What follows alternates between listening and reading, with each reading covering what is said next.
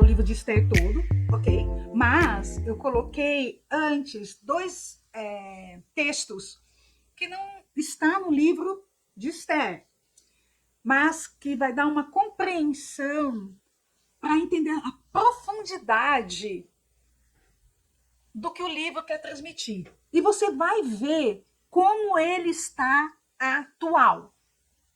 Gente, parece que a gente está... Esse livro foi escrito, está sendo escrito. Não é que foi escrito, parece que está sendo escrito agora. De tão atual que é o livro de Esther. O livro de Esther a gente vai encontrar de tudo. Ó, a Sandra entrou, legal. A gente vai ter intriga, suspense, delação, conspiração. Tem tanta coisa esse livro, então vale muito a pena ler o livro de Esther. Então nós vamos começar falando aí um texto que vai nortear a profundidade do que o livro de Esther está falando para a gente. Então, ó, o texto está lá em Romanos 11, 33, 34, que diz assim: como são grandes as riquezas de Deus, quão profundos o seu conhecimento e a sua sabedoria. Quem pode explicar as suas decisões? Quem pode entender os seus planos? Como dizem as escrituras sagradas, quem pode conhecer a mente do Senhor? Quem é capaz de lhe dar conselhos? Olha a profundeza desse texto. Fala da profundidade do conhecimento e da sabedoria de Deus. Aí ele fala, quem pode explicar? Como pode explicar as suas decisões? Como pode entender seus planos? A gente só tem uma fotografia do agora. Agora, pá. Né? Ou aquele que já passou. Mas o desenrolar, aquilo, Deus já vê lá na frente. Ele já sabe o todo. Ele sabe o processo. Não há surpresas, nem improvisos. Não há. E ele fala, olha, os meus planos é difícil você entender. E olha aqui o que ele fala em Isaías 55, 9.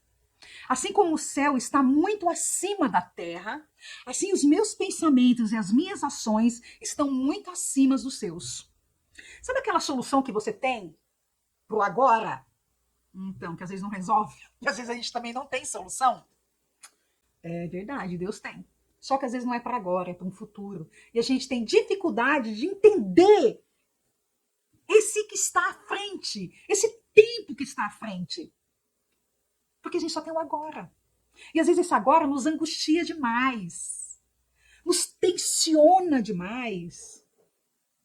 Tira o sono. Dá confusão. Dá brinca. Dá tanta coisa, né? Ou aquelas alegrias fugazes, né? Mas os planos de Deus estão muito acima disso que nós estamos vendo, vivendo agora. Muito além. E é isso que esse livro vai trazer para a gente. A gente vai ver que quando tudo parece tudo muito ruim, um cenário tenebroso, Deus transforma. Porque a gente não consegue entender as ações dele. O texto está falando, não dá para entender. Não dá para entender os pensamentos, não dá para entender como ele age, explicar as suas decisões. Porque imagina uma criança de, sei lá, 10 anos, 9 anos, sem explicar física quântica para ela. Né? Eu acho que vai ter um pouco de dificuldade. Nem precisa ser quântica, só física mesmo. Porque eu era ruim em física. Então, gente, é isso que a gente vai tentar colocar. Então, esse livro, a gente não vai conseguir terminar hoje. Então vai ter a parte 2, cena dos próximos capítulos. Porque é quase impossível, então eu vou terminar semana que vem. Então, esse livro, esses textos, deu esse norte. E aí, nós vamos falar a introdução do livro de Esther, os personagens que vai estar colocando. É o rei Xerxes, tá certo? Que em hebraico quer dizer Assuero.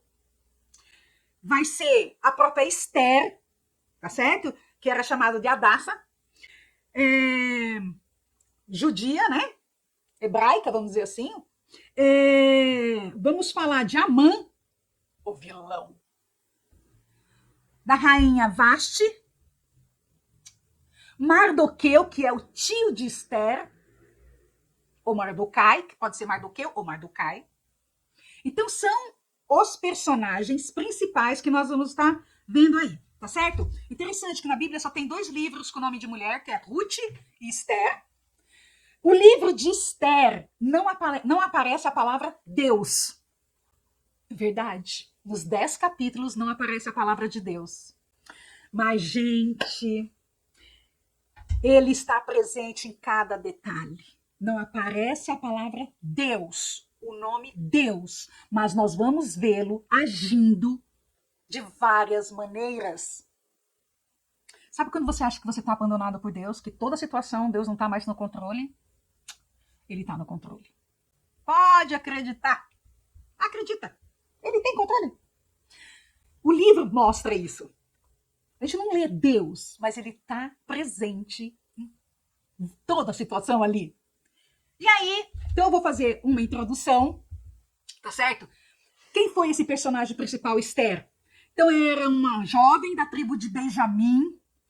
Ela foi criada pelo seu primo, tá certo? Mardoqueu ou Mardocai.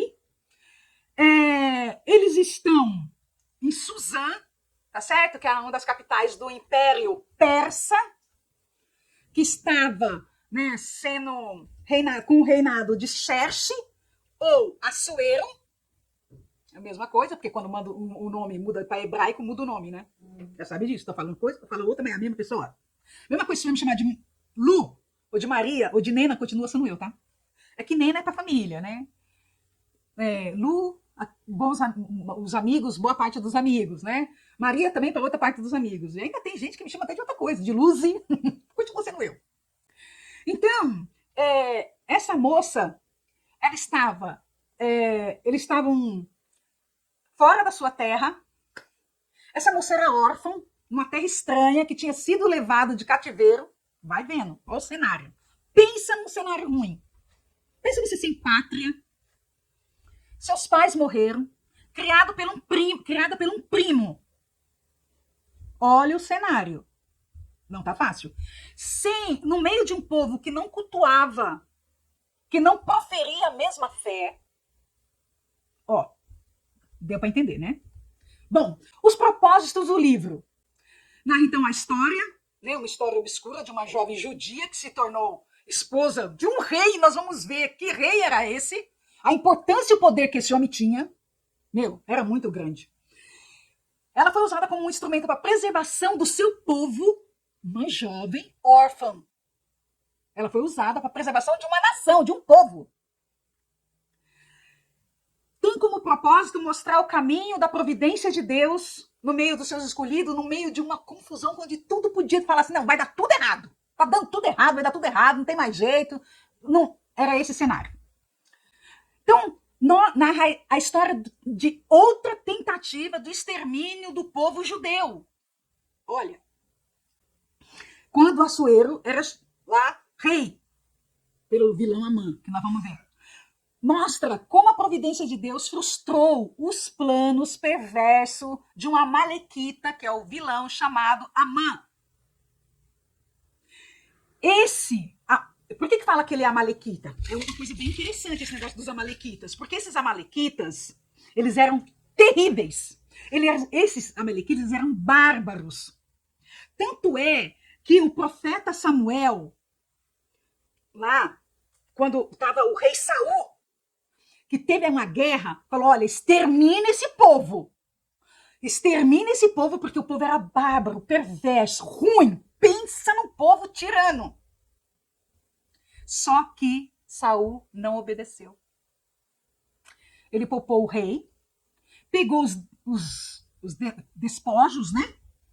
Que sobrou lá dos bens daquele povo, e deu uma confusão isso. E aí, depois de, olha, tanto tempo, o problema que não foi resolvido lá, volta aqui para tentar exterminar o povo. Olha que a gente vai aprender coisa, hein? Bom, Então o título leva o nome de Esther, que quer dizer estrela, raçada, vai vendo como é difícil para falar, raçada, que era o nome hebraico, quer dizer uma árvore, né, em formato de arbusto. Quem escreveu o livro, o autor é desconhecido e ele foi escrito provavelmente de 450 a 350 antes de Cristo. Ok, não era para sair, mas saiu, mas a gente volta. Tá certo? Vamos lá? Vamos ver. Voltar aqui. Aí. Aqui. Segundo o teólogo Carlos Oswaldo Pinto, ele diz assim, a respeito desse livro: a fidelidade de Deus à aliança abrâmica é demonstrada de maneira sobrenatural e providencial, como ele preserva o seu povo do ódio dos gentios, né, que são os gentílicos, mesmo quando Israel está alheio à intervenção divina na história. A ação de Deus, quando tudo diz o contrário. A aliança que Deus tem com o seu povo. Ele honra. E nós vamos ver. Então, no capítulo 1, lá, se a gente pegar aqui, eu já vou colocar ali, peraí, eu vou ter que voltar aqui um pouquinho, o capítulo 1, aqui. Foi no tempo, Esther 1 e 2, foi no tempo em que Xerxes, rei da Pérsia, a capital de Suzã, e o reino se dividia em 127 províncias, que ia desde a Índia até a Etiópia. Esse rei, ele dominava quase tudo. Os persas ali reinaram e colocou o povo cativo. Só que esse povo, uns conseguiram voltar para a sua cidade, outros ficaram fora do seu país. Esse homem, ele era muito poderoso. Tão poderoso que, olha só, durante 6 meses, ele deu um banquete, uma festa de 6 meses. Gente, uma festa de 6 meses. Ele deu banquete para os nobres, para a elite, para os reinos de todos, os governantes de todas as províncias, com as suas famílias, com os seus empregados, que trazia aquelas coisas todas, né? Porque ninguém tomava banho, conseguia se esfregar, era um para esfregar aqui, outro que seca ali, outro que... Entendeu? Era assim. Sei que preguiça, cara. Eu até vejo os filmes, né, épicos aí, que sempre tinha uma pessoa escovando a outra, né? Eu falei, gente, mas pra que isso? Aí quando teve agora as curiosidades do rei, né, Charles, que o homem nunca amarrou um cadastro de sapato, que até os cadastros de sapato do homem é passado. Gente, quando o homem vai, ele leva o criado mudo com todos os pertences e o vaso sanitário. Não, aí não dá, né? Então imagina só uma festa aí, luxuosa, 6 meses. Então, olha lá, Esther 1:4. Durante 6 meses, Xerxes exibiu a toda sua riqueza do seu reino e o luxo e esplendor da sua corte. 6 meses. E aí, o rei ordenou que fosse buscar a rainha Vasti e que ela viesse com a coroa de rainha na cabeça. Ela era muito bonita. E o rei queria que os nobres e os outros convidados admirassem a sua beleza. Está lá em Esther 1:11. Gente, só que essa parte aqui, essa parte, foi a festa de 7 dias que teve, que ele convidou todo o povo. Esse era o 7º dia de um banquete que ele convidou nobres e plebeus para comer, beber, tudo o que quisesse. Os copos eram servidos nas taças de ouro que veio do templo. Imagina. Convidou todo mundo. E aí, ele já bêbado, o texto fala isso, que já estava alegre, né, alto, manda chamar a rainha para ele mostrar a beleza dela e que ela viesse com a sua coroa. E a rainha também estava dando banquete para as mulheres. Todo esse tempo teve banquete lá para as mulheres, para as famílias. E o que aconteceu? Ela não quis ir. Olha Esther 1:15. Ele perguntou, então ela não foi. Ele perguntou, o rei Xerxes, mandei por meio dos meus servidores uma ordem à rainha Vasti, mas ela não obedeceu. Imagina só. De acordo com a lei, o que devo fazer? Ele perguntou aos seus conselheiros o que ele deveria fazer. Porque a rainha não obedeceu ele. E aí, você imagina todo o povo vendo que a mulher desobedeceu. O rei. todo poderoso, já mamado, já bêbado. Imagina só tomar uma decisão com a cabeça quente, alegre, né? De vinho. E aí ele pede conselhos. E aí, tem gente que é aquela pessoa que gosta de colocar, né? Tá, se a gasolina tá ali perto, o que a gente vai fazer? Ah, acende o fósforo, porque aí sobe mais rápido. Mais ou menos assim. Olha a confusão que vai dar isso. Gente, aí eu vou voltar aqui um pouco. Vou caminhar aqui, quer ver? Uhum. Aí, ó. Portanto, se for de sua vontade, ó rei, assine um decreto proibindo a rainha Vashti de aparecer na presença do Senhor. E mande escrever isso nos livros da lei, da Pérsia e da Média, para que nunca possa ser anulado. Depois arranje uma mulher que seja melhor do que Vashti, para que ser rainha no lugar dela. Então, esses conselheiros mandou o rei assinar um decreto para a rainha nunca mais se apresentar na frente dele e ainda arrumar outra. E esse decreto, eles falam aqui, porque tem tanto detalhe que é muito legal, que ele fala assim, olha, tem que assinar um decreto desse, porque senão daqui a pouco as mulheres, nenhuma mulher mais vai respeitar o seu marido. Ele vai pedir as coisas para ela, ela vai falar, não. A pessoa como a gente vai ficar? Eu acho que já tinha aqueles homens mesmo que não conseguia dominar a mulher que estava em casa para pegar uma carona aqui no rei. Vamos botar ordem. E ele pega e assina o decreto. Vixe. Aí nós vamos ver. Bom, voltando aqui.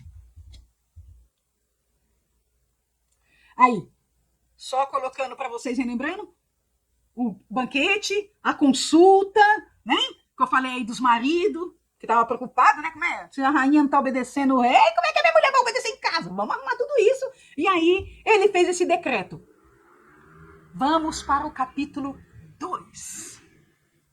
Vamos ver o que vai acontecer nesse capítulo. Aham. Capítulo 2, verso 1 e 2 diz assim: mais tarde, a raiva do rei já havia passado, mas mesmo assim ele continuava a pensar no que Vashti havia feito e no decreto que ele havia assinado contra ela. Aí alguns dos seus servos, os seus servidores mais íntimos disseram: ó rei, mande buscar a mais bela virgem do reino. Simples assim. Então, quando ele fala que mais tarde o rei já havia passado aquela raiva, já estava sóbrio, ele falou: meu, que decreto foi esse que eu assinei? Ela era tão bonita. Nossa, e agora? O que eu vou fazer? Ah, vamos trazer todas as jovens, as mais belas, e vamos colocar aqui. Depois a gente apresenta ao senhor. Em todas as províncias, todas as mais belas, as virgens mais belas, para lá. E olha lá, Mardoqueu, judeu, da tribo de Benjamim, que fora levado de Jerusalém no tempo de Nabucodonosor, aquele cativeiro, tinha a sua prima, né, Sada, conhecida como Esther, que era muito atraente, né, bonita, formosa, e ela vai ser levada para o harém do rei Assuero.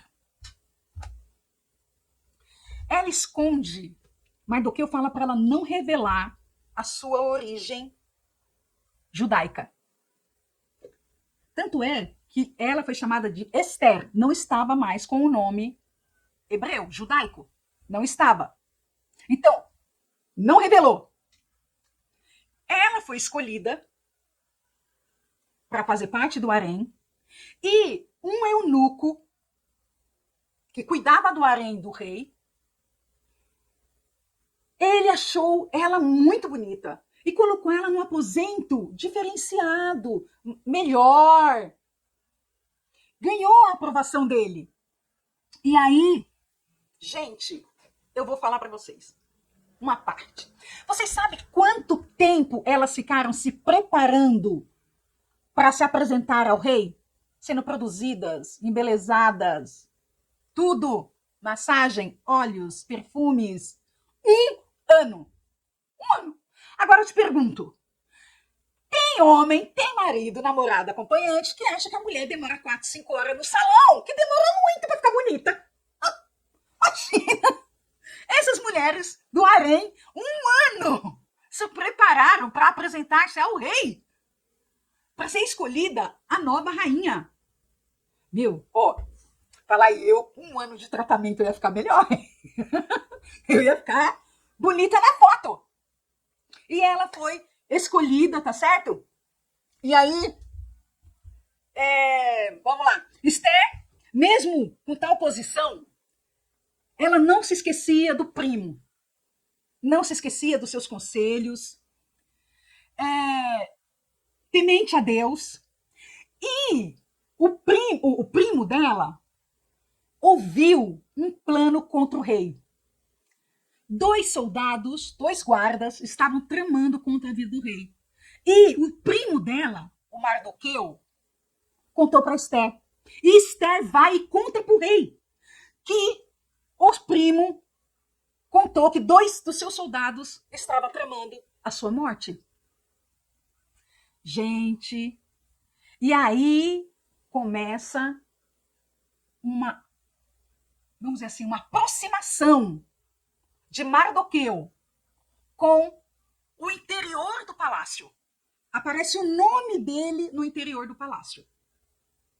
Na hora, o rei pediu para que ele foi averiguar se aquilo era verdade, descobriu que era verdade, os soldados foram mortos, e ele pediu para que esse relato fosse anotado nos livros de crônicas, nos registros do reino, aquilo que havia se passado, aquela conspiração, e que quem o tinha livrado, tudo. E deixou lá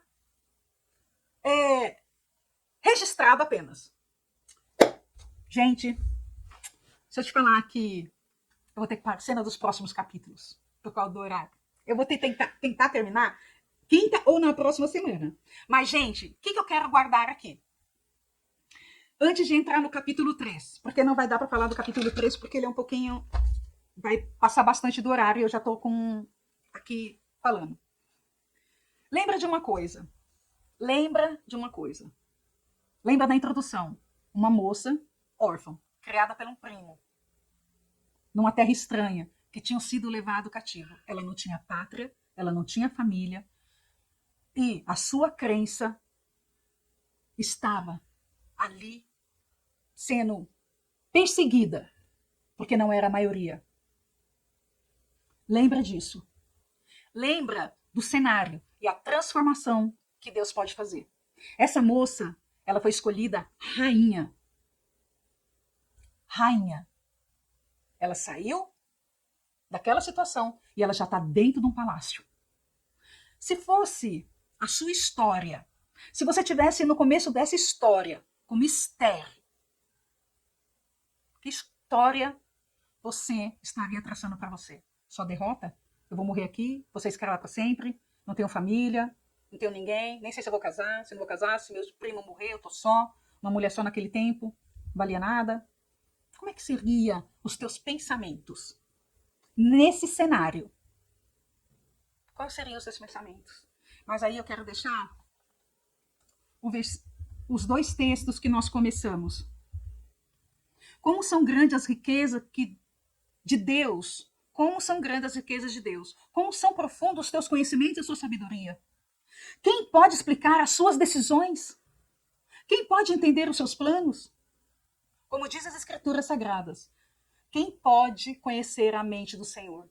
Quem é capaz de lhe dar conselhos? Assim como o céu está muito acima da terra, assim os meus pensamentos e as minhas ações muito acima dos seus. Tenha fé. Creia. Creia. Deus tem o controle de tudo. Deus tem o controle da sua vida. Deus tem o controle da sua família. Deus tem o controle da nossa nação. Deus tem o controle do mundo. Porque Ele criou e sustenta todas as coisas. Guarda isso. Não perde isso. Não pensa na pior história para a sua vida. Deus não colocou você aqui para ter a pior história da vida. Não. Vamos pensar diferente? Amém? Cenas dos próximos capítulos, eu agradeço a todos, a Zilá, Sandro, Afonso, Gabriel, a Letícia, todo mundo que esteja participando hoje da live. Cenas dos próximos capítulos, gente, tem muita coisa boa para acontecer, tem tanto suspense, tem delação, tem muita coisa. Vamos orar? Obrigado, Deus, por esse momento. Obrigado pela tua palavra, que é rica, abençoadora, libertadora, que enche o nosso coração de esperança, que tu tem o domínio, o controle. Quem pode entender os teus planos, Senhor? Quem pode entender? Quando tudo parecia perdido, Senhor. O Senhor vem e transforma, o Senhor muda o cenário, o Senhor dá colorido. Anima nossos corações, Senhor, nos enche da tua graça, vai na tua fé e sabedoria. Abençoa todos que estiveram nessa live. Vai no resto de semana bom. Em nome de Jesus. Amém. Beijo, meu povo. Beijo. Tchau, tchau.